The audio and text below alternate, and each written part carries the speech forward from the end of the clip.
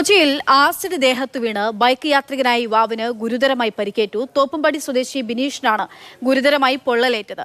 തേവര സിഗ്നലിൽ വെച്ച് മുൻപിൽ പോയ ടാങ്കർ ലോറിയിൽ നിന്നാണ് ഈ ആസിഡ് ചോർന്ന് അദ്ദേഹത്തിന്റെ ദേഹത്തേക്ക് വീണതെന്നുള്ളതാണ് ഇതിൽ ഏറ്റവും കഷ്ടം.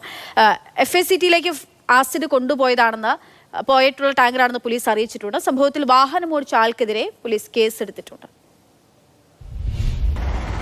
ചൊവ്വാഴ്ച വൈകുന്നേരം ജോലി കഴിഞ്ഞ് വീട്ടിലേക്ക് മടങ്ങും വഴിയാണ് തോപ്പുംപടി സ്വദേശിയായിട്ടുള്ള ബിനീഷിന് ആസിഡ് വീണ് അപകടമുണ്ടാവുന്നത്. തേവര ജംഗ്ഷനിൽ സിഗ്നലിൽ കിടക്കുമ്പോൾ എതിർദിശയിൽ നിന്ന് വന്ന ടാങ്കറിൽ നിന്ന് തെറിച്ച സൾഫ്യൂരിക് ആസിഡാണ് ബിനീഷിൻ്റെ ദേഹത്തേക്ക് വീണത്.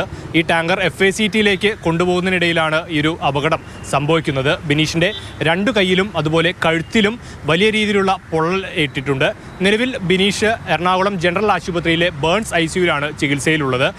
എന്തോ മേത്തേറ്റ് തെറിച്ച് വീഴുന്ന പോലെ തോന്നിയെന്നാ പറഞ്ഞത്. അത് കഴിഞ്ഞ് പുള്ളിക്ക് പെട്ടെന്ന് തന്നെ ശരീരം ചൂടാവുകയും ചെയ്ത് പൊള്ളണ പോലെ വന്നപ്പോഴത്തേക്ക് വണ്ടി ഒരു സൈഡിൽ ഒതുക്കി കഴിഞ്ഞിട്ട് അവിടെ സിഗ്നലിലുള്ള പോലീസുകാരൻ്റെ അടുത്ത് പറഞ്ഞു. പോലീസിന്റെ അന്വേഷണത്തിൽ വെളിവായത് ഈ ഡ്രൈവറുടെ അശ്രദ്ധമായിട്ടുള്ള വണ്ടി ഓടിച്ചത് മൂലമാണ് ഇത്തരത്തിൽ ആസിഡ് വീണ് അപകടം പറ്റിയത് എന്നുള്ളതാണ് പോലീസിന്റെ പ്രാഥമിക കണ്ടെത്തൽ.